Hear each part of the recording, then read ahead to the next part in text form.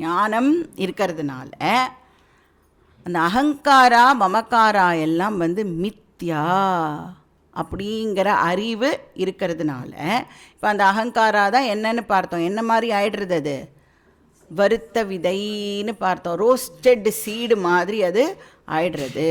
Seed இருக்கும், ஆனால் அதால் ஜெர்மினேட் ஆக முடியாது.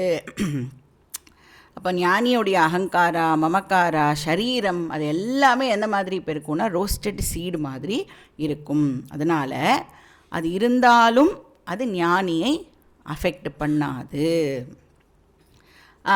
அந்த அகங்காரானால் இப்போது ஆகாமி புண்ணிய பாப்பத்தை ஜெனரேட் பண்ண முடியாது. அப்போது தேகம் இருக்கும், ஆனால் ஞானிக்கு தேக அபிமானம் இருக்காது, ஐடென்டிஃபிகேஷன் வித் தி பாடி இருக்காது. ஸோ இதை யாக்ஞவல்கியர் நம்மளுக்கு ஒரு எக்ஸாம்பிள் மூலமாக கன்வே பண்ணுறார். அகெயின் இந்த எக்ஸாம்பிள் பிருஹதாரண்யக உபனிஷத்தில் மட்டுமே நாம் பார்க்குற ஒரு யுனீக் எக்ஸாம்பிள். என்ன எக்ஸாம்பிள் கொடுக்குறார் அப்படின்னா, இந்த பாம்பு இருக்குல்ல, பாம்பு ரெகுலர் இன்டர்வெல்ஸில் என்ன பண்ணும், அதோட ஸ்கின்னை ட்ரா பண்ணிவிட்டு அந்த புது ஸ்கின்னு டெவலப் ஆன உடனே தான் பழைய ஸ்கின்னை அந்த பாம்பு அப்படியே ட்ராப் பண்ணும். அந்த மாதிரி இந்த ஞானி தன்னோட தேகத்தை இப்படி ட்ராப் பண்ணுறார் அப்படின்னு இந்த எக்ஸாம்பிள் சொல்கிறது. இப்போது அந்த பாம்பு பார்த்தோம் அப்படின்னா, நீங்கள் அதை ஷெட் பண்ணுறதெல்லாம் பார்த்துருக்கீங்களா? அந்த பாம்பு என்ன பண்ணும் அப்படின்னா, ஏதாவது ஒரு அது இப்போ அது பண்ணணும், அது அந்த ஸ்கின் ரிமூவ் பண்ணணும் அப்படின்னா ஏதாவது ஒரு ரஃப் சர்ஃபேஸ் கிட்டக்க போய் அது அதோட தலை இருக்குல்ல அந்த பக்கமாக அது அப்படியே அந்த ஸ்கின்னை போட்டு தேய்க்கும்.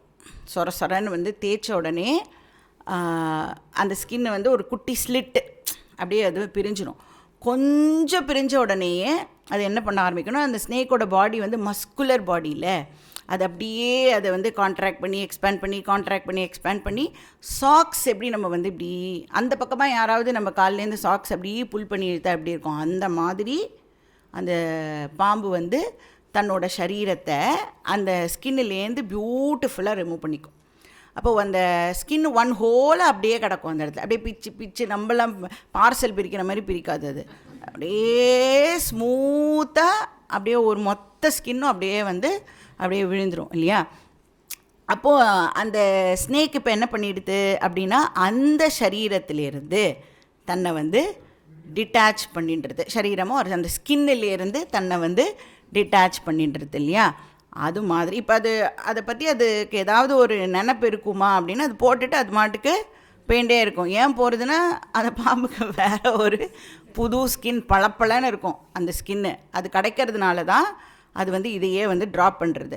அப்போ இந்த எக்ஸாம்பிளை அப்படியே எக்ஸ்டெண்ட் பண்ணி ஞானிக்கும் இந்த மாதிரி இந்த தேகத்தில் கொஞ்சம் இருப்பார், அந்த தேகத்தில் கொஞ்சம் இருப்பார், அப்படியெல்லாம் நம்ம எக்ஸாம்பிளை எக்ஸ்ட்ராபுலேட் பண்ணக்கூடாது. ஜஸ்ட்டு அந்த ஐடியாவை மட்டும், எப்படி அந்த பாம்பு அதை அப்படியே தூக்கி போட்டுட்டு அதோட ஐடென்டிஃபை பண்ணிக்காமல் அது மாட்டுக்கு போயின்ட்டுருக்கோ, ஞானியும் அந்த ஃபிசிக்கல் சரீரத்தை மதிக்கக்கூட மாட்டார். இந்த சென்ஸ் அதோட ஐடென்டிஃபிகேஷன் வச்சுக்க மாட்டார். ஸோ தத்யதா அஹிர்நெல் வயனி வல்மீகே மிருதா பிரத்யஸ்தா ஷயிதா. தத்யதா அப்படின்னா எப்படி அந்த அந்த பாம்பு பண்ணுறதோ அதே மாதிரியே இந்த ஜீவன் முக்தன் பண்ணுறான் அப்படின்னு சொல்கிறார். என்ன பண்ணுறான்? அஹி நெல் வயனி அப்படின்னா ஒன்றும் இல்லை. அஹி அப்படின்னு சொன்னால் சர்ப்பம் அப்படின்னு அர்த்தம், நெல் வயனி அப்படின்னா ஸ்கின்னு அர்த்தம். அப்போ அஹிர் நெல் வயனி அப்படின்னா சர்ப்பத்வக்கு, பாம்புடைய ஸ்கின்னு. அதுக்கு என்ன ஆகிறது?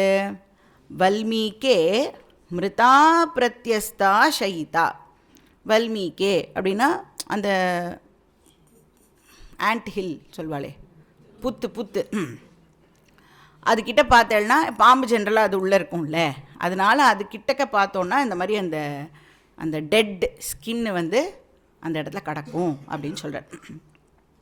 மிருதா அப்படின்னா அந்த பழைய இந்த செத்துப்போன ஸ்கின்னு. பிரத்யஸ்தா அப்படின்னா இட் இஸ் ட்ராப்ட் ஆஃப், அதை வந்து அந்த பாம்பு வந்து உதறிட்டு போய்டுறது. ஸோ ஷயிதானா அந்த மாதிரி அந்த இடத்துல அந்த டெட் ஸ்கின் கிடக்கிறது. அந்த ஸ்னேக்கோட பாடியிலேருந்து டிட்டாச் பண்ணின அந்த டெட் ஸ்கின் இப்போ அந்த இடத்துல இருக்கும். ஏவமேவ இதம் ஷரீரம் ஷேதே அத அயம் ஷரீரா மிருதா பவதி பிராணஹா பிரம்மைவ தேஜ ஏவ.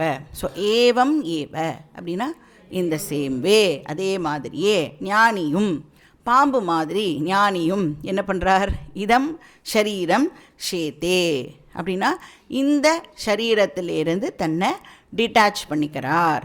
ஃபிசிக்கலாக டிட்டாச் பண்ணிக்கல, ஆனால் இன்டலெக்சுவலாக அந்த ஞானம் மூலமாக அந்த டிட்டாச்மெண்ட் அப்படிங்கிறது ஏற்படுறது. அப்படின்னா என்ன புரிஞ்சுக்கணும், தேக அபிமானம் இருக்காது.